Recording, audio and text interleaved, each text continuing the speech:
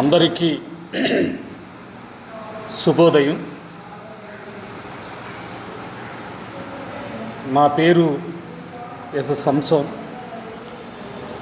నేను శ్రీ వెంకటేశ్వర డిగ్రీ కళాశాలలో ఆంధ్రోపన్యాసకులుగా పనిచేయుచున్నాను. Affiliated university Adikavi Nannaya Rajahmundry. Online క్లాసుల్లో భాగంగా ఫస్ట్ డిగ్రీ విద్యార్థులకు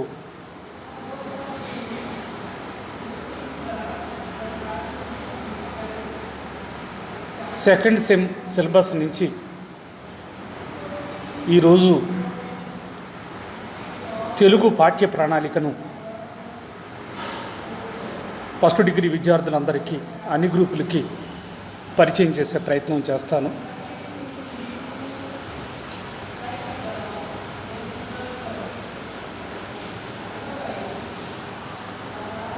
దానికన్నా ముందు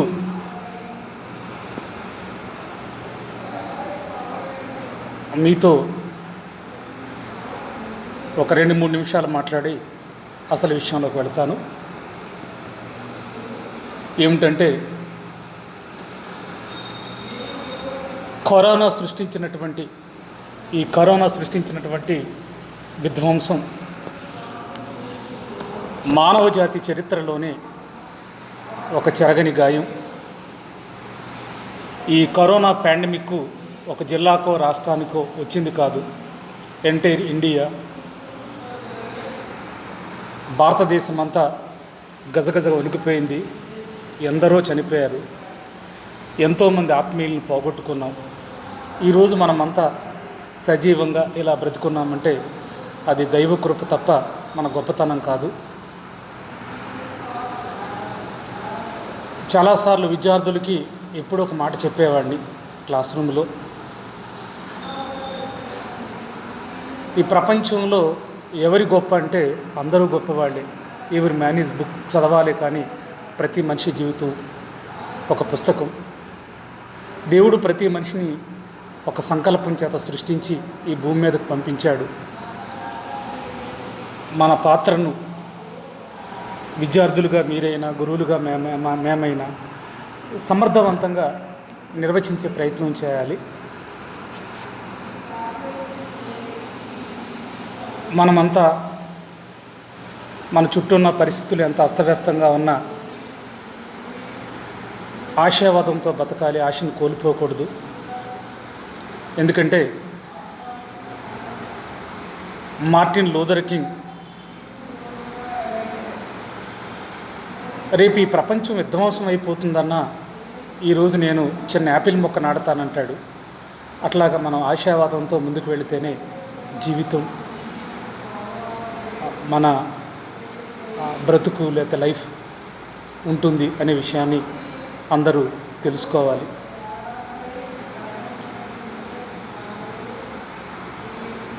గతంతో పోలిస్తే కొద్ది రోజులుగా మన చుట్టూ ఉన్న పరిస్థితులు చక్కబడుతున్నట్టుగా కనిపిస్తున్నాయి. మరలా ఫ్యూ డేస్, కొద్ది రోజుల్లోనే మనకు మంచి రోజులు రాబోతున్నాయి. ఆకాశంలో పక్షులు ఎగురుతాయి, ఎడారిలోకి వసంతం వస్తుంది తప్పకుండా. అందుకని మనం ఆశావాదంతోనే ముందుకెళ్ళే ప్రయత్నం చేద్దాం. అట్లాగే మీరంతా ఆయా కళాశాలలో మంచి మార్కులతో ఇంటర్ పాస్ అయి డిగ్రీ చదువుకోవడానికి ఎస్వి కళాశాలలో అడుగుపెట్టారు. 1000 అడుగుల ప్రయాణమైన ఒక అడుగుతోనే మొదలవుతుంది. కాబట్టి ఈ రాబోతున్నటువంటి ఈ ఫస్ట్ సెమ్ మీరు అంతా అద్భుతంగా రాయాలి. ఎందువల్లంటే మనం వేసినటువంటి తొలి అడుగు, తొలి ప్రపంచం ఒక సంచలనంగా ఉంటే ఆ విజయ పరంపర కడదాకా కొనసాగుతుంది. నేను ఇప్పుడే కాదు, క్లాస్ రూమ్లో కూడా ఎప్పుడూ చెప్పేవాడిని. ఎందుకంటే మన ఆత్మవిశ్వాసంతో మనం వేసే తొలి అడుగు చక్కగా పటిష్టంగా బలంగా ఉంటే ఆ విజయ పరంపర, ఆ విజయ దుందుబి కడదాకా కొనసాగుతుందని నేను పదే పదే చెప్పేవాడిని, మీకు అందరికీ తెలుసు. సరే, ఇప్పుడు ఈ కరోనా రాకతో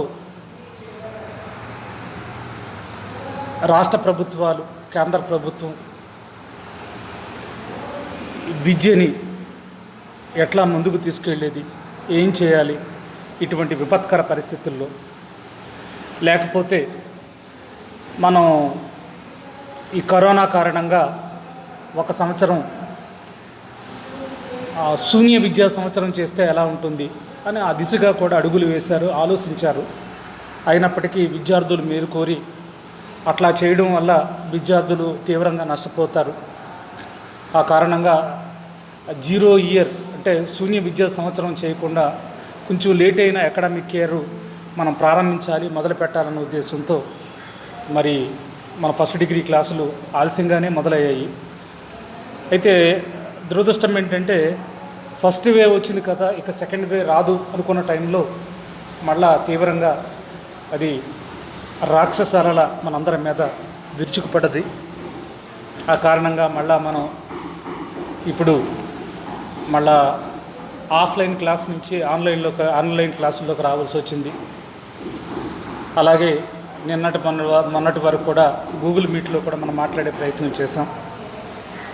అందుకని మరి గూగుల్ మీట్లో మాట్లాడుతున్నప్పుడు అందరికీ నెట్ వసతి ఉండదు, అందరికీ పాపం ఆ టెక్నాలజీ అందుబాటులో ఉండకపోవచ్చు, అందరికీ స్మార్ట్ ఫోన్లు ఉండకపోవచ్చు. ఆ కారణంగా మరి కొందరు వినుంటారు, కొందరు వినకపోయి ఉంటారు. ఆ కారణంగా డైరెక్టర్ సార్, మీరు ఈ గూగుల్ మీట్లో మధ్యకాలంలో మాట్లాడింది ఒక వీడియో రూపంలో సిలబస్ని విద్యార్థుల ముందుకు తీసుకువెళ్ళండి అని చెప్పడం జరిగింది.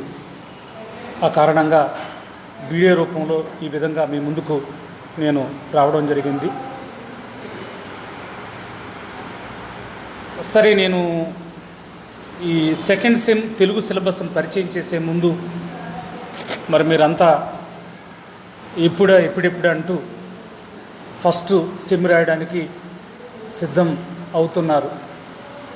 ఆ పరంపరలో ఫస్ట్ సెమ్ యొక్క తెలుగు ప్రాధాన్యత ఏంటి అనేది 1-2 నిమిషాల్లో నేను సమగ్రంగా మాట్లాడి నేను సెకండ్ సెమ్ సిలబస్ని పరిచయం చేసే ప్రయత్నానికి ముందుకు వెళతాను. ఈ ఫస్ట్ సెమ్ సిలబస్లో మనకి మార్కెట్లోకి బుక్ వచ్చినప్పుడు ముందు పీఠికలో ఆ బుక్ ముందు ఒక అద్భుతమైనటువంటి రివ్యూ రాశాడు.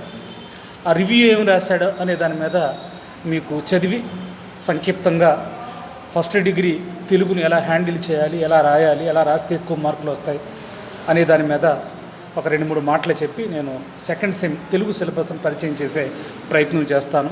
విద్యార్థులందరూ గమనించాలి.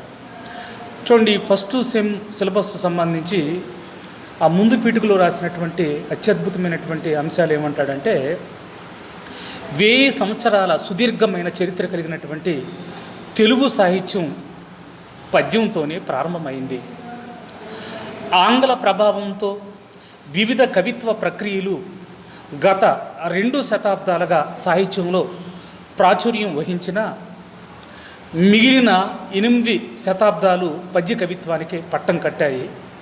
అనువాదాలు, పురాణాలు, కావ్యాలు, ప్రబంధాలు మొదలైన సాహిత్య ప్రక్రియలు కాలక్రమంలో మారినా పద్యం మాత్రం తన రూపాన్ని, ప్రాభవాన్ని ఎప్పుడూ కోల్పోలేదు. కవిత్రయం అంటే నన్నయ్య, తిక్కన్న, ఎర్రాప్రగడ తర్వాత శ్రీనాథుడు, పోతన, పెద్దన, పింగళి సూరణ, రామరాజు భూషణుడు మొదలైనటువంటి కవిభూషణులతో పాటు మొల్ల వంటి కవిత్రులు తెలుగులో గొప్ప పద్య సాహిత్యాన్ని సుసంపన్నం చేశారు. ప్రభువుల ఆదరణతో ఎన్నో గొప్ప గొప్ప గ్రంథాలు వెలువడ్డాయి.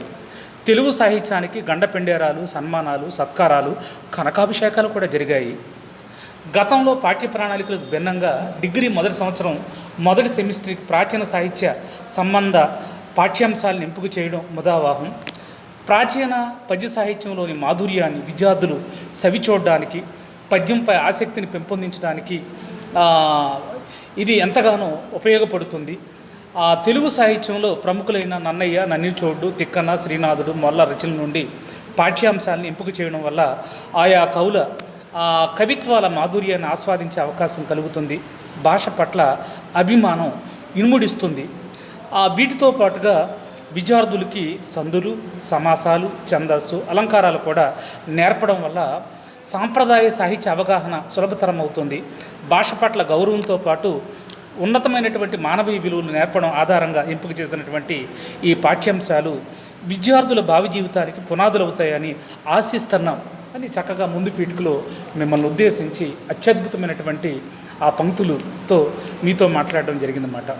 అందుకని ఇక్కడ నేను చెప్పేది ఏంటంటే, సెకండ్ సెమ్ తెలుగు సిలబస్ని పరిచయం చేసే ముందు ఒక విధంగా చెప్పాలంటే మనకి క్యారీ బ్యాగ్లో 150 కేజీల బరువులాగా చాలా ఎక్కువ లోడ్ వేశాడు.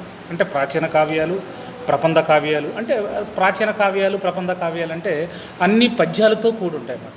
చెప్పాడు కదా పీఠికలో, ఏమంటాడంటే ఇది ఏది ఫస్ట్ డిగ్రీలో ఇంత మొత్తం ప్రాచీన కావ్యాలు, ప్రబంధాలన్నీ తీసుకురావడానికి గల కారణం ఏంటంటే, అలాగే గ్రామర్ అంతా దీంట్లోకి తీసుకురావడం కారణం ఏంటంటే, ఇవాళ విద్యార్థుల్లో రాను రాను ప్రాచీన కవిత్వం, ఈ ప్రబంధ కావ్యాల పట్ల, అట్లాగా పద్య కవిత్వం పట్ల అనుబంధం దూరం అవుతుంది. ఆ కారణంగా దగ్గర చేయాలి, ఈ పద్యాల పట్ల మమకారం పెంచాలి. పద్యం తెలుగువాడి సొత్తు, పద్యాలని గుండెల మీద ఊరేగించిన జాతి, పద్య కళ, పద్య ఆర్ట్ అనేది ఒక తెలుగులో తప్ప ప్రపంచ భాషల్లో ఎక్కడా లేదు అనే ఉద్దేశంతో చక్కగా ఇవాళ పద్యాలు, పద్య భావాలు, ప్రతిపదార్థాలు, తర్వాత అలాగే సందర్భ సహిత వాక్యాలు, ఎస్ఐ క్వశ్చన్స్, షార్ట్ క్వశ్చన్స్, అలాగే మరి ముఖ్యంగా ఇదన్నీ ఒక ఎత్తు అయితే సందులు, సమాసాలు, అలంకారాలు, ఛందస్సు 4 పార్ట్లు కూడా దీంట్లో ఇవ్వడం జరిగిందన్నమాట. అంటే ఒక విధంగా చెప్పాలంటే ఏదేమైనా క్యారీ బ్యాగ్లో మరి కొంచెం లోడ్ ఎక్కువ పడ్డది. నేను అందుకే అంటున్నాను, ఇది 100 కేజీల రాయి కాదు, 150 కేజీల రాయి. అయితే ఇందాకే అన్నాను కదా, 1000 అడుగుల ప్రయాణమైన ఒక అడుగుతోనే మొదలవుతుంది. కాబట్టి మరి మనం చాకచక్యంగా చక్కగా అవన్నీ ఏదో పనస్తోలను ఒలిచినట్టుగా అన్నిటి పట్ల, ఎందుకంటే అందరి దగ్గర చక్కగా మెటీరియల్ ఉంది. చక్కగా నేను మీకు 2 మోడల్ పేపర్లు ఇచ్చాను. తర్వాత మరి చక్కగా మీరు బాగా సాధన చేసి పదును పెట్టి, ఎందుకంటే అమ్మంటే అచ్చ తెలుగు భాషరా, అమ్మంటే వేదమంత్రాల ఘోషరా, అమ్మంటే వెండి కంచంలో ఆవుపాల జలపాతంలో అన్నట్టుగా చక్కగా స్వీట్ అందమైనటువంటి భాష. కాబట్టి మీరు చక్కగా చదివి, ఎందుకంటే మనకి మరి వేరే సబ్జెక్టుల్లో కొంచెం మార్కులు తగ్గినా క్షమిస్తారేమో, కానీ అమ్మ భాష మాతృభాషలో, ఎందుకంటే అమ్మ బొడ్డు పేగు తెంచుకున్న బంధం కాబట్టి మనం ఎక్కువ మార్కులు స్కోర్ చేయవలసినటువంటి అవసరం ఉంది. ఎందుకంటే నా విద్యార్థులకు ఎప్పుడూ ఒక మాట చెప్తూ ఉంటాను, ఎందుకంటే తెలుగు అందరికీ ఓ గ్రేడ్ రావాలి, రాని పక్షంలో కనీసం A+ అన్న, అంటే యావరేజ్ విద్యార్థులకి, బ్రిలియంట్స్, ఇంటెలిజెంట్లు అయితే అందరికీ ఓ గ్రేడే వస్తుంది. మీకు కూడా రావాలని నేను పదే పదే చెప్తాను. తర్వాత అలాగే మనం తెలుగు ప్రాజెక్ట్ కూడా చేసే ప్రయత్నం చేసాం, అందరూ అద్భుతంగా రాశారు. అయితే కరోనా రాక కారణంగా కొందరిని నేను చూడలేకపోయాను. పాపం విశ్వ ప్రయత్నం చేశారు విద్యార్థులందరూ అది ఆ వర్క్ను సబ్మిట్ చేయాలని. తర్వాత ఏంటంటే మీరు చేసినటువంటి ఆ కృషికి నేను మిమ్మల్ని ప్రత్యేకించి అభినందిస్తున్నాను. అందుకని ఏంటంటే మీరు దయచేసి ఇక ఫ్యూ డేస్, కొద్ది రోజుల్లో ఫస్ట్ డిగ్రీ మనకి ఎగ్జామ్స్ ప్రారంభమైతే తప్పకుండా, ఎందుకంటే దాంట్లో ఏమాత్రం తిరుగులేదు. తర్వాత ఇంకోటి ఏంటంటే ఈ కరోనా వల్ల మీరు ఇంటికే పరిమితమయ్యారు. ఆ కారణంగా ఏంటంటే చాలామంది ఒకటి గమనించాలి, ఇది మనకు మంచి సువర్ణ అవకాశం. స్కోర్ చేసుకోవడానికి, ఎక్కువ మార్కులు తెచ్చుకోవడానికి దేవుడిచ్చినటువంటి అదృష్టంగా భావించాలి. ప్రతి దాంట్లో కూడా మనం చక్కగా ఇది నా మంచి కోసమే జరిగిందని అనుకుని పాజిటివ్ దృక్పథంతో వెళితే మనం ఎన్నో వండర్స్, అద్భుతాలు చేస్తాం అనే విషయాన్ని విద్యార్థులందరూ గమనించాలని తెలియజేస్తూ, ఇప్పుడు నేను మరి ఆదికవి నన్నయ్య మరి వైస్ ఛాన్సలర్ గారు మరి ఇవాళ ఉన్నటువంటి 2 తెలుగు రాష్ట్రాల్లో ఆన్లైన్లో ఆన్లైన్లో మొత్తం అంటే డిగ్రీ క్లాసులు ప్రారంభించాలని చెప్పారు. కాబట్టి మరి ఫస్ట్ సెమ్ సిలబస్లన్నీ అయిపోయినాయి, మీరు అందరూ ప్రిపరేషన్లో ఉన్నారు. ఇక ఎగ్జామ్ జరగడమే ఇక ఇది. కాబట్టి మరి ఈలోపు సెకండ్ సెమ్ కూడా గూగుల్ మీట్ ద్వారా కానీ, లేదా జూమ్ ద్వారా కానీ, లేకపోతే యూట్యూబ్ ద్వారా కానీ వాళ్ళకి ఈ క్లాసులు కూడా రన్ చేయండి. ఎందుకంటే ఇది 1 వే ట్రాఫిక్ లాగా ఒకటే కాకుండా అయ్యే వరకు మనం కూర్చోవడం సాధ్యం కాదు, ఎందుకంటే సమయం మళ్ళీ ఉండదు. అందుకని ఏంటంటే ఆ కారణంగా పక్కన అది చదువుతూ ఉంటారు, ఈ కరోనా తగ్గిన వెంటనే మన పరీక్షలు ప్రారంభిద్దాం. ఈ లోపల ఏంటంటే మనం ఆలస్యం చేయకుండా మరి విద్యార్థులు రాని పక్షంలో మరి వాళ్ళ మరి కరోనా అనేది అంటురోగం కాబట్టి ఆ కారణంగా క్లాసులకు రాలేని పక్షంలో ఇక మీరు క్లాసులు మొదలు పెట్టండి అని అధ్యాపకులకు ఆదేశాలు ఇవ్వడం జరిగింది. కాబట్టి నేను ఇవాళ ఫస్ట్ డిగ్రీ విద్యార్థులకి సెకండ్ సెమ్లో భాగంగా తెలుగు సిలబస్ని మీకు పరిచయం చేసే ప్రయత్నం చేస్తాను. ఎందుకంటే మొన్న మీకంతా గూగుల్ మీట్ ద్వారా చెప్పే ప్రయత్నం చేశాను. దేని ద్వారా చెప్పానంటే గూగుల్ మీట్ ద్వారా. అయితే గూగుల్ మీట్లోకి కొందరు వచ్చారు, కొందరు రాలేదు. తర్వాత మరి ఆ వీడియో కూడా అంత క్లారిటీగా మరి కొన్ని డిస్టర్బెన్స్ అవి రావడం జరుగుతుంది. ఆ కారణంగా మనకి యూట్యూబ్ ద్వారా చక్కగా పక్కాగా అసలు సిలబస్ ఏముంటుంది, ఏంటి, ఎలా ఉంటుంది అని చెప్పే ప్రయత్నంగా చక్కగా మీకు మీ ముందుకి నేను సిలబస్ని తీసుకొచ్చే ప్రయత్నం చేశాను. ఎందువల్లంటే ఎప్పుడూ మాట అంటూ ఉంటాను, ఏ సబ్జెక్ట్ అయినా విద్యార్థికి సిలబస్ మోడల్ పేపరు 2 కళ్ళు. సిలబస్ మోడల్ పేపర్ 2 కళ్ళు. అందుకని మనకి సిలబస్ అనేది ఏంటంటే ఆకులో వడ్డించే పదార్థాలు అన్నమాట. చూడండి, మనకి ఏ రాజుగారి ఇంట్లో డిన్నర్కి వెళితే చక్కగా అక్కడ సహపంక్తి భోజనంలో రకరకాల వంటకాలు వడ్డిస్తారు. అలాగే మనకి ఏం వడ్డించాడు ఈసారి, ఎందుకంటే ఫస్ట్ డిగ్రీ ఫస్ట్ సెమ్లో అంతా ప్రబంధ కావ్యాలు, ప్రాచీన సాహిత్యం, ఈ పద్య సాహిత్యం, అలాగే సందులు, సమాసాలు, అలంకారాలు, చంద ఇవన్నీ. కాబట్టి ఇప్పుడు దానికి క్వైట్ ఆపోజిట్గా అది ఓల్డ్ పొయిటరీ అయితే ఇది మోడర్న్ పొయిటరీగా పెట్టే ప్రయత్నం చేశాడు. ఇప్పుడు మనం ఈ తినబోయే ముందు రుచులు ఎందుకు అన్నట్టుగా నేను ఒక్కొక్కటి నెమ్మదిగా మీకు పరిచయం చేసే ప్రయత్నం చేస్తాను. వీలైతే వింటూ చక్కగా మొన్న ఎవరో మన గూగుల్ మీట్తో మాట్లాడుతున్నప్పుడు అమ్మాయిలు చక్కగా అన్నారు, అయ్యా మేము నోట్ బుక్ తెచ్చుకున్న నోట్ చేసుకోవచ్చా, రాసుకోవచ్చా దాని మీద. అలాగేంటంటే మనం ఏదో గాల్లో గాల్లో వదిలేసినట్టు కాకుండా మనం నోట్బుక్ తీసుకుని చక్కగా ఆ నోట్ చేసుకోవడం కూడా అది విద్యార్థుల యొక్క మంచి లక్షణంగా నేను చెప్పే ప్రయత్నం చేస్తున్నాను. అందుకని ఇప్పుడు ఫస్ట్ డిగ్రీ విద్యార్థులకి సెకండ్ సెమ్లో భాగంగా తెలుగు పాఠ్య ప్రణాళిక, తెలుగు సిలబస్. అందుకని ఏంటంటే ఇక్కడ మనకి గమనించవలసిన విషయం ఏంటంటే ఈ పాఠ్య ప్రణాళికలు ఏంటంటే ఫస్ట్ యూనిట్ నుంచి ఏముంటుంది ఏంటని దాని మీద తీసుకుంటే చూడండి, మొన్న మీకు విజువల్గా నోటి మాటతో చెప్పాను. ఇప్పుడైతే చక్కగా మీరు కంటితో చూడొచ్చు మాట స్క్రీన్ మీద. చూడండి, ఫస్ట్ యూనిట్ ఆధునిక కవిత్వం, సెకండ్ యూనిట్ కథానిక, థర్డ్ యూనిట్ నవల, 4వ యూనిట్ నాటకం, 5వ యూనిట్ విమర్శ. ఇది గమనించాలి చక్కగా. మా విద్యార్థులు అర్థమవుతుంది కదా. మళ్ళా చూడండి ఒకసారి ఈ స్క్రీన్ మీద ఉన్నటువంటి దాన్ని. ఫస్ట్ యూనిట్ ఆధునిక కవిత్వం, 2వ యూనిట్ కథానిక, తర్వాత 3వ యూనిట్ నవల, 4వ యూనిట్ నాటకం, 5వ యూనిట్ విమర్శ. ఇంగ్లీష్లో దీన్ని క్రిటిసిజం అంటారన్నమాట. క్రిటిక్స్ అంటే విమర్శకులు అని అర్థం అన్నమాట. అందుకని ఒక విధంగా చెప్పాలంటే మరి ఫస్ట్ సెమ్ తెలుగు తీసుకుంటే 75 కేజీలు లోడ్ అన్న, అదే 150 కేజీలు లోడ్ అన్నాను.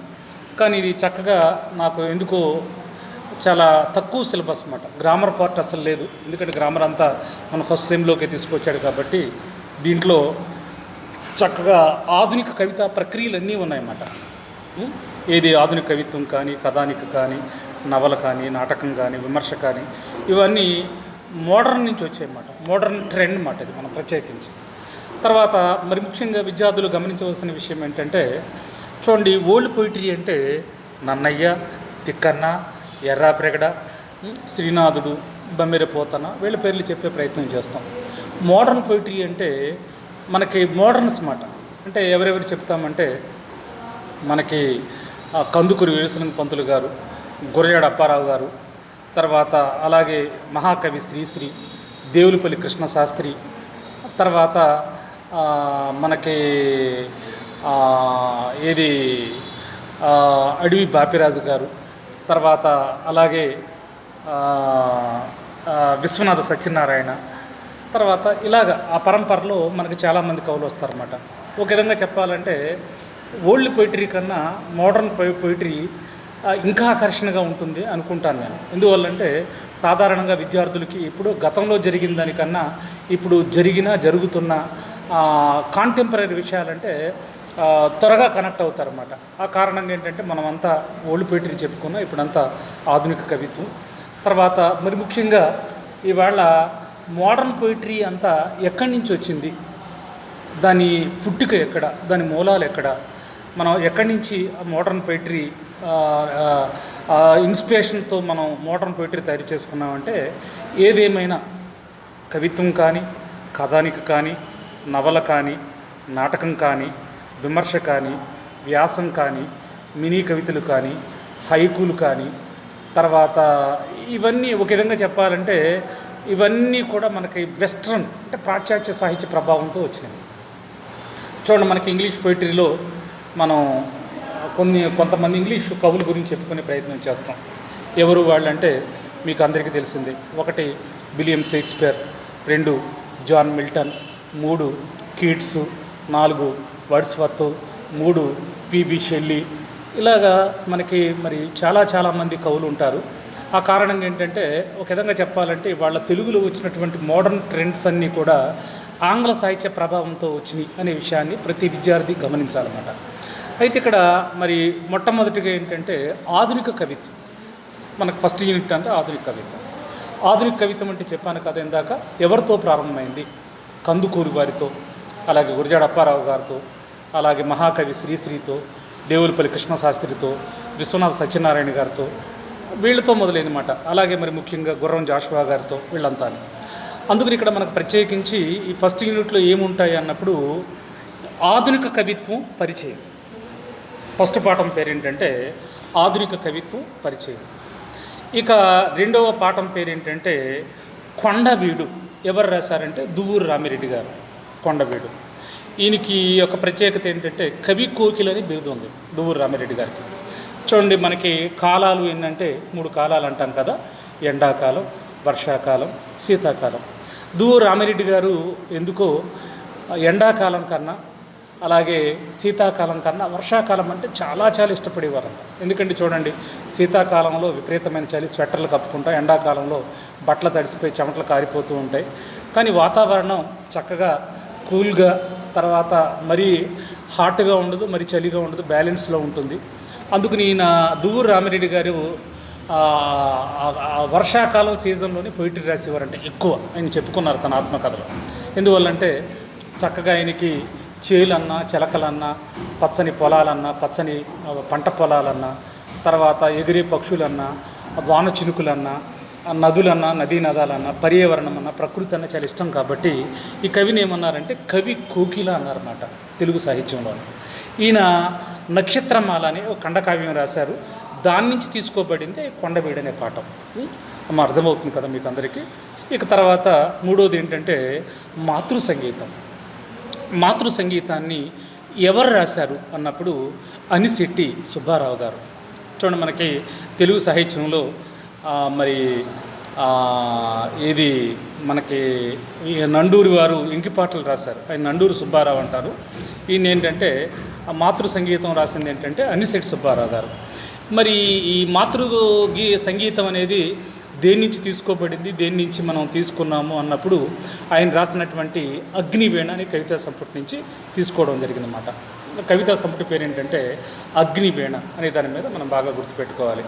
ఇక తర్వాత నాలుగోది ఏంటంటే తాతకో నూలుపోగు. ఎవరు రాశారు? బండారు ప్రసాదమూర్తి గారు రాశారు తాతకో నూలుపోగు. తర్వాత ఈ తాతకో నూలుపోగు బండారు ప్రసాదమూర్తి గారు రాసినటువంటి ఏ పుస్తకం నుంచి, ఏ కవితా సంకలనం నుంచి ఈ పాఠాన్ని తీసుకున్నామన్నప్పుడు ఆయన రాసింది ఏంటంటే కలనేత. కలనేత అంటే ఇప్పటికి విద్యార్థులకు అర్థమయ్యే ఉంటుంది. ఎందువల్లంటే పాపం చేనేత కార్మికులు ఉంటారు. వాళ్ళు ఊలు ఉడికి చక్కగా మనకు వస్త్రాలు, బట్టలు తయారు చేస్తూ ఉంటారు. వాళ్ళ జీవితాలు ఎలా చింద్రమైపోతున్నాయి, తర్వాత రాట్నాలు ఎలాగా ఆగిపోతున్నాయి, తర్వాత వాళ్ళు అంతంత మాత్రంగా వాళ్ళ బతుకులు ఎలా చితికిపోతున్నాయి అనే దాని మీద తాతకో నూలుపోగని చక్కగా ఒక అద్భుతమైనటువంటి కవిత రాశారు. మరి ఆయన రాసినటువంటి కలనేత అనే కవితా సంపుటి నుంచి గ్రహించబడింది అనే విషయాన్ని విద్యార్థులు గమనించాలి. ఇది ఆధునిక కవిత్వంలో కొన్ని వందల కవులు వచ్చారు, వాళ్ళ కావ్యాలు ఉన్నాయి. మరి పొయిటరీ అంతా పెట్టడం సాధ్యం కాదు కాబట్టి మోడర్న్ పొయిటరీలో కొన్ని ఎంపిక చేసినటువంటి పాఠాల్లో భాగంగా ఈ మనకి 4 పాఠాలు తీసుకోవడం ఈ 4 పాఠాలు మనకి డిజైన్ చేయడం జరిగింది. ఇక మనకి 2వ యూనిట్కి వచ్చేసరికి విద్యార్థులు చూడండి విజువల్స్. 2వ యూనిట్ అన్నమాట, సెకండ్ యూనిట్. అంటే 5 యూనిట్లుగా ఉంటుంది కదా మనకు ప్రతిసారి.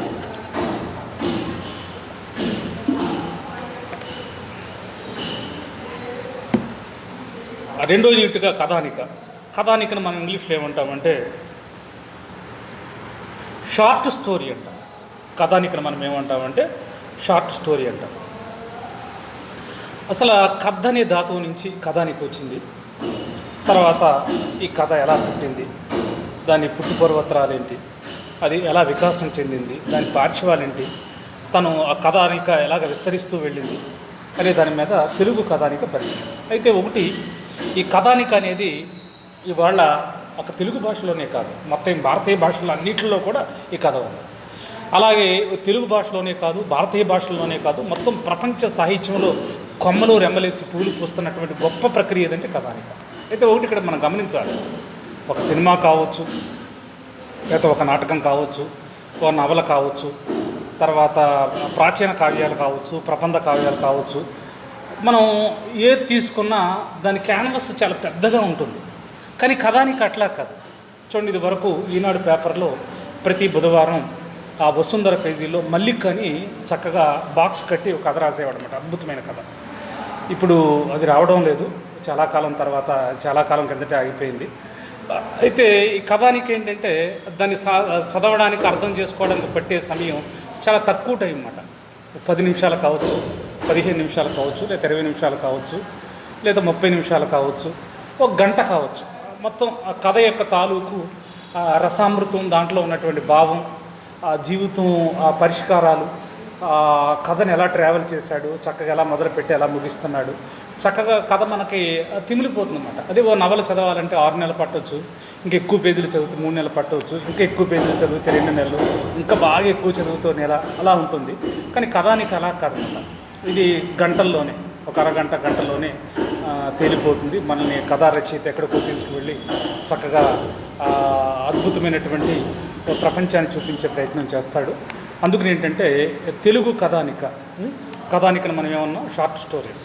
చూడండి, ఇవాళ మనకి టాలీవుడ్ అయినా, బాలీవుడ్ అయినా, హాలీవుడ్ అయినా, ఇంటర్నేషనల్గా మరి తెలుగు సినిమా కావచ్చు, హిందీ సినిమా కావచ్చు, ప్రపంచ సినిమా కావచ్చు, ఇవాళ సినిమాల మీద కథలు తయారు చేసి మరి లక్షల కోట్లతో వ్యాపారం జరుగుతున్న విషయం మనందరికీ తెలిసిందే. మరి కంటెంట్ ఎక్కడి నుంచి వస్తుందంటే ఈ కథల నుంచే వస్తాయి. అలాగే తెలుగు కథ యొక్క గొప్పతనాన్ని కూడా మీకు చెప్పే ప్రయత్నం చేశాను గతంలోనే. ఏం చెప్పానంటే, మన గూగుల్ మీట్లో మాట్లాడినప్పుడు ఒకసారి అమెరికా వాళ్ళు ప్రపంచ కథల పోటీ పెట్టారు. పోటీ పెడితే ప్రపంచంలో ఉన్నటువంటి అన్ని భాషల వాళ్ళు కథలు పంపించడం జరిగింది. మన తెలుగు కథకంగా ద్వితీయ బహుమతి వచ్చిందని చెప్పాను.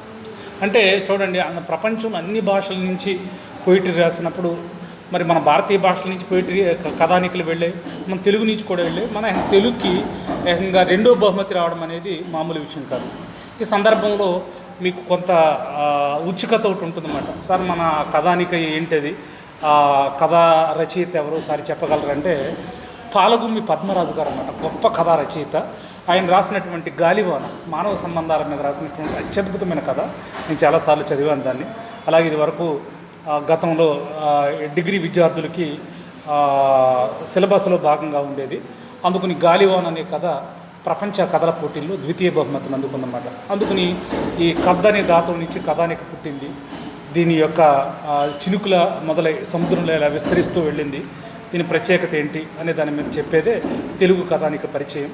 తర్వాత మరి తెలుగులో 100 కథలు ఉన్నాయి కాబట్టి ఆ కథలన్నీ మనకి సాధ్యం కాదు. కాబట్టి కాళీపట్నం రామారావు గారిని ఏమంటారంటే కారా మాస్టారు అంటారన్నమాట.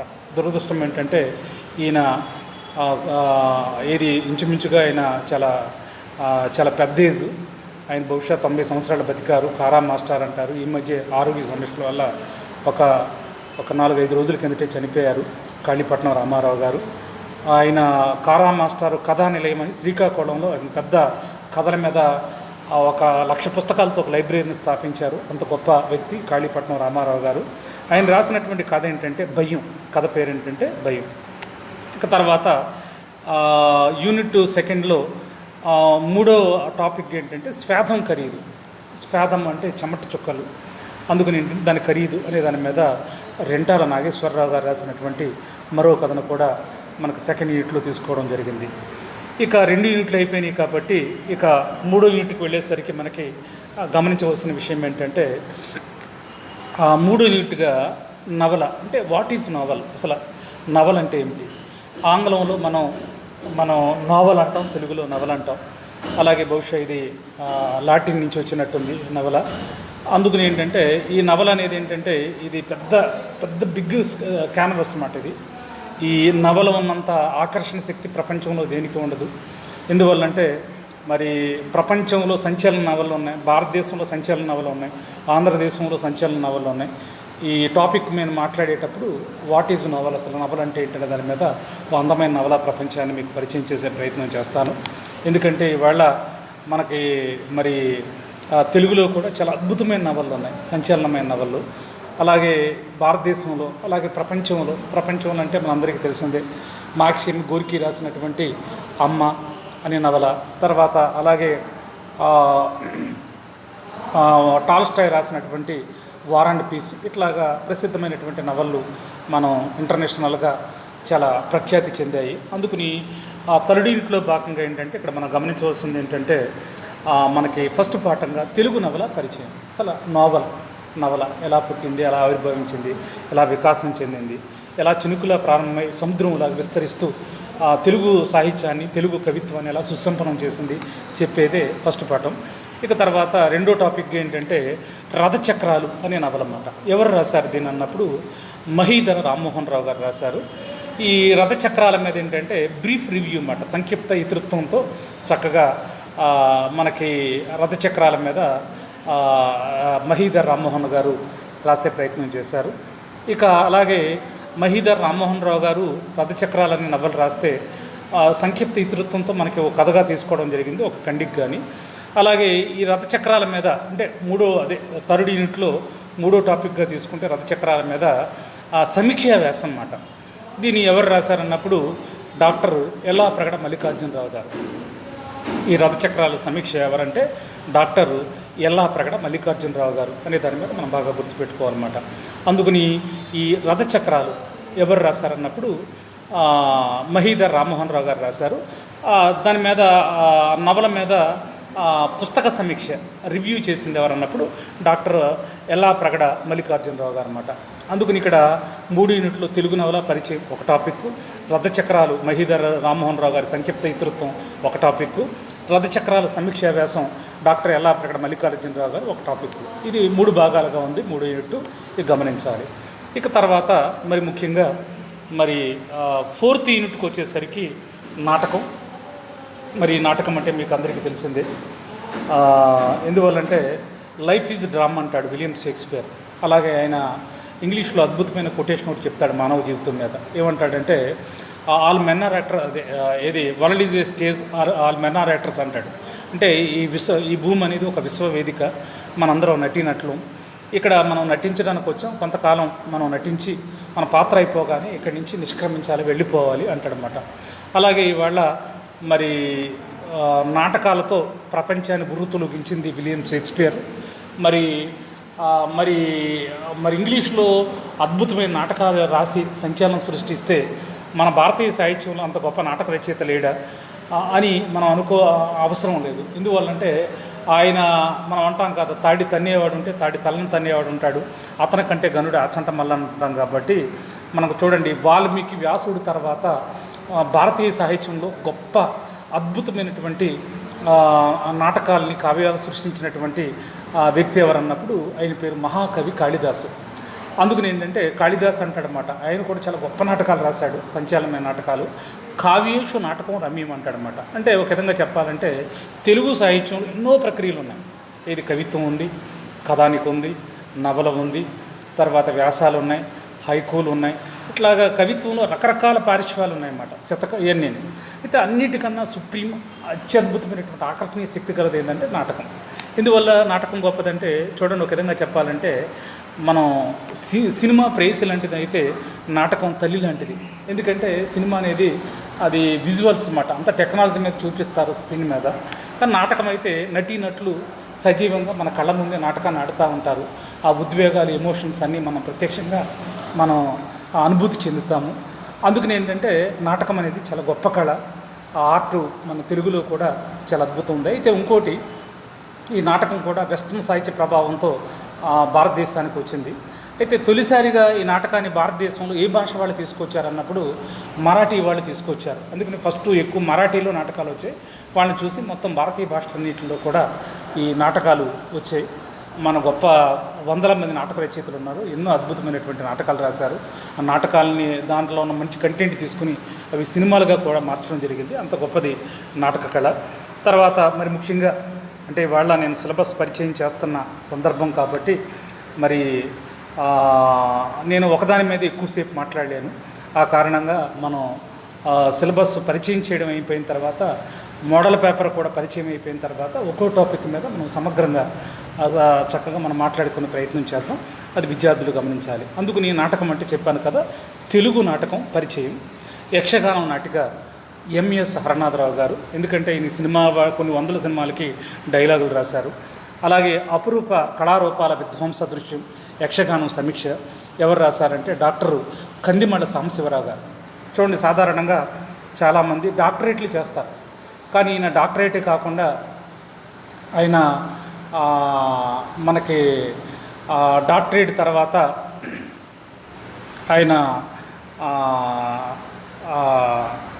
డీలిట్లు అంటే మనకి డాక్టరేట్ కన్నా గొప్పది ఇంకో నాటక రంగం మీద ఆయన చేసే ప్రయత్నం చేశారు. చాలా గొప్ప వ్యక్తి సాంబశివరావు గారు. ఆయన కూడా నేను చాలాసార్లు ప్రత్యక్షంగా హరనాథరావు గారిని, కందిమళ్ళ సాంబశివరావు గారిని అనేక సాహిత్య కార్యక్రమాల్లో నేను చూడడం జరిగింది. ఒక విధంగా చెప్పాలంటే అది నా అదృష్టంగా భావిస్తున్నాను.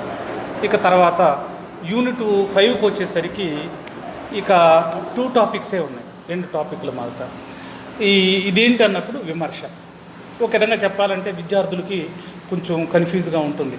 సార్ మేము ఎప్పుడన్నా నాటకం గురించి విన్నామేమో, అలాగే నవల గురించి వినే ఉంటాం, కథానిక గురించి వినే ఉంటాం, ఆధునిక కవిత్వం గురించి వినే ఉంటాం. ఏంటి సార్ విమర్శ, ఇది ఎప్పుడు వినలేదే అనేది మీరు అనుకోని అవసరం లేదు. ఎందువల్లంటే కవులు కావ్యాలు రాయడానికి వందల్లో ఉంటే క్రిటిక్స్, విమర్శకులు వేళ్ల మీద లెక్క పెట్టేంతమంది వాళ్ళే ఉంటారన్నమాట. అందుకని ఏంటంటే క్రిటిక్స్ అంటే విమర్శకులు అంటన్నమాట. క్రిటిసిజం అంటే విమర్శ. ఒక విధంగా చెప్పాలంటే ఇది ఆంగ్ల సాహిత్యంలో క్రిటిసిజం మీద కూడా వందల పుస్తకాలు ఉన్నాయి. తెలుగులో కూడా ఉన్నాయి, కానీ ఆంగ్ల సాహిత్యంతో పోలిస్తే అంత ఎక్కువ కాదు. అందుకని ఏంటంటే మనకి కవిత్వం ఎప్పుడైనా సరే బలోపేతం కావాలంటే, మంచి పొయిటరీ రావాలంటే, మంచి కవిత్వం రావాలంటే తప్పనిసరిగా క్రిటిసిజం కూడా ఉండాలన్నమాట. సాధారణంగా చూడండి, నారాయణ రెడ్డి గారు ఆయన క్రిటిసిజం మీద అద్భుతం అంటారన్నమాట. ఆవేశం పురివిప్పితే కవిత్వం, ఆలోచన రెక్క విప్పితే విమర్శ అంటారన్నమాట. ఆయన విద్యార్థులకు అర్థమై ఉంటుందన్నమాట. ఆవేశం పురివిప్పితే కవిత్వం, ఆలోచన రెక్క విప్పితే విమర్శ అంటారు ఎవరు? డాక్టర్ నారాయణ రెడ్డి గారు. అలాగే మనకి ఆవేశం పురివిప్పితే కవిత్వం, ఆలోచన రెక్క విప్పితే విమర్శ అని కూడా అంటారు. ఆ కారణంగా ఏంటంటే ఇక్కడ విద్యార్థులు గమనించాలి, విమర్శకుల్ని ఏమంటారంటే హంసలు అంటారన్నమాట. సాధారణంగా చూడండి, మనకి హంసకో గుణం ఉందంటారు కదా, దాన్ని పాలు నీరు వేరు చేసే గుణం హంసకు మాత్రమే ఉందంటాం. ఎందుకంటే హంసలు మరి చక్కగా అవి దీవుల్లో తిరుగుతూ ఉంటాయి. అవి చక్కగా మరి నీరాన్ని వదిలేసి క్షీరాన్ని మాత్రమే ఆస్వాదిస్తాయి అంటారు. అలాగే విమర్శకులు కూడా ఏంటంటే కవులు కావ్యాలు రాసేటప్పుడు చక్కగా అందంగా ఆస్వాదిస్తారన్నమాట. ఈ కవి ప్రారంభ ఎత్తుగడ బాగుంది, తర్వాత ఏంటంటే మధ్యలోకి వచ్చేసరికి కథ బిగువు తగ్గింది, కవిత్వం ఇంకా ఆ శిల్పం ఇలా ఉంటే బాగుంటుంది, అలాగే ముగింపు బాగోలేదు, ఇలాగ ఎండ్ చేస్తే బాగుంటుంది, ఇలా రాస్తే బాగుంటుంది, లేకపోతే ముగింపు బాగుంది, ఎత్తుగడ బాగోలేదు. తర్వాత అలాగే ఇలాగా మనం ప్రత్యేకించి ఏంటంటే క్రిటిక్స్ అనేవాళ్ళు ఏంటంటే ఎవరన్నా కవితా సంకలనం రాస్తే, ఒక పొయిటరీ రాస్తే చక్కగా పుస్తకం మీద సమీక్ష చేస్తారన్నమాట. రివ్యూ చక్కగా బ్యూటిఫుల్ సమీక్ష. అందుకని ఏంటంటే ఇక్కడ బాగుంది, ఇక్కడ బాగోలేదు, ఇక్కడ ఇలా ఉంటే బాగుంటుంది, ఇక్కడ అలా ఉంటే బాగుంటుంది అని చక్కగా వాళ్ళు దాన్ని అనలైజ్ చేసి చెప్తారన్నమాట. అందుకని దీన్ని ఏమంటామంటే విమర్శ అంటారు. సాధారణంగా చూడండి, మన జీవితంలో కూడా శత్రువులు, విమర్శకులు, మనల్ని క్రిటిసైజ్ చేసేవాళ్ళు లేకపోతే మన ఎదుగుదల ఉండదన్నమాట. మనల్ని ఎప్పుడు ఇంద్రుడు చంద్రుడు అంటే మనలో ఉన్నటువంటి లోపాలు ఎప్పుడు అలాగే మరుగున పడిపోయి ఉంటాం, జీవితంలో ఎప్పుడు కరెక్షన్ చేసుకోవాలి. అలాగే కవులు కావ్యాలు రాసేటప్పుడు ఏంటంటే చక్కగా వాళ్ళు రాసినటువంటి కావ్యాలని చక్కగా ఆస్వాదిస్తూ ఎంత బాగా రాశారు, భాష ఎట్లా ఉంది, శిల్పం ఎలా ఉంది, వస్తువు ఎలా ఉంది, రూపం ఏంటి, ఎత్తుగడ ఎలా ఉంది, తర్వాత విషయం ఎలా చెప్తున్నాడు, ఎలా ఎండ్ చేస్తున్నాడు, ఎలా ముగిస్తున్నాడు అని చెప్పేది విమర్శ అన్నమాట. అందుకని ఏంటంటే యూనిట్ 5లో భాగంగా విమర్శలో మనకి 2 టాపిక్స్ మాత్రమే ఉన్నాయి. ఒకటి తెలుగు సాహిత్య విమర్శ పరిచయం. గమనించాలి, తెలుగు సాహిత్య విమర్శ పరిచయం. అసలు విమర్శ అంటే ఏమిటి, అది ఎలా పుట్టింది, ఎలా విస్తృతమైంది, ఎలా విస్తరించుకుంటూ వెళ్ళింది, ఇవాళ విమర్శకులు ఎంతమంది ఉన్నారు, ఏంటి విమర్శ యొక్క ఉద్దేశం ఏంటి, ఏంటి పర్పస్ అనే దాని మీద చెప్పేది తెలుగు సాహిత్య విమర్శ. ఇక తర్వాత 2వ పాఠంగా ఏంటంటే యూనిట్ 5లో విమర్శ స్వరూప స్వభావాలు. అంటే క్రిటిసిజం అంటే ఏంటి, దాని యొక్క స్వరూపం ఏంటంటే, స్ట్రక్చర్ ఎలా ఉంటుంది, దాని రూపం ఏంటి అనే దాని మీద. మరి ముఖ్యంగా ఏంటంటే ఆ ఉత్తమ విమర్శకుడికి ఎటువంటి లక్షణాలు ఉండాలి అంటే పక్షపాత ధోరణితో కాకుండా ఆ కావ్యం ఉన్నట్టుగా. ఎందుకంటే ఆ కావ్యం రాసినోడు నా కులమా, లేకపోతే నా గోత్రమా, నా ప్రాంతమా, తర్వాత ఏంటంటే నాకు కావలసిన వాడా, తర్వాత అనేది అట్లా కాకుండా నిష్పక్షపాతంగా అన్నమాట. చక్కగా సద్విమర్శ అద్భుతంగా చేసేవాడు ఎవరంటారంటే ఉత్తమ విమర్శకుడు అన్నమాట. ఎందుకంటే రంధ్రాన్వేషణ చేయకుండా ఉన్నది ఉన్నట్టుగా బాగుంటే బాగుందని, లేకపోతే బాగోలేదంటే బాగోలేదని, లేకపోతే ఇక్కడ ఇలా ఉంటే బాగుంటుంది అని చక్కగా సూచనలు ఇస్తూ చక్కగా ఎనాలిసిస్ చేసేవాళ్ళని ఏమంటారంటే ఉత్తమ విమర్శకులు అంటారన్నమాట. ఇది మనకు ప్రత్యేకించి ఈ సెకండ్ సెమ్లో ఈ సంవత్సరం విద్యార్థులు చదువుకోబోతున్నటువంటి తెలుగు సాహిత్యం అన్నమాట. అందుకని ఆధునిక కవిత్వం పరిచయం, కొండవీడి దువ్వూరు రామిరెడ్డి, కవి కోకిల గ్రంథావళి ఖండకావ్య నక్షత్రమాల సంపుటించి గ్రహించబడింది. అలాగే 3వది మాతృ సంగీతం అనిశెట్టి సుబ్బారావు గారు రాశారు, అగ్నివీణ కవితా సంపుటి. అలాగే తాతకోనూలు పోగు బండారు ప్రసాదమూర్తి గారు రాశారు, కలనేత కవితా సంపుటి. అలాగే 2 యూనిట్కి వచ్చేసరికి కథానిక, తెలుగు కథానిక పరిచయం, భయం కథ కాళీపట్నం రామారావు, స్వేదం ఖరీదు కథ రెంటాల నాగేశ్వరరావు గారు.